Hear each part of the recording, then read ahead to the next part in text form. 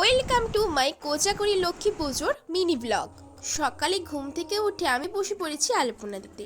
এবারে নারকেলের নাড়ু বানাবো। বাঙালি হিন্দুর ঘরে ঘরে এক চিরন্তন প্রার্থনা। শারদীয়া উৎসবের পর শুক্লপক্ষের শেষ পূর্ণিমাতে আমরা কোজাগরি লক্ষ্মী পুজো করি। পুজোর অ্যারেঞ্জমেন্ট আর ফলমূল কাটা সবই হয়ে গেছে। আর আজকের পুরোহিত আমি। এবার আমি রেডি হব। সাদা শাড়ি লাল পাড় পরে আমায় কেমন লাগছে কিন্তু অবশ্যই জানিও। চলুন এবার ঘরটা সাজাই।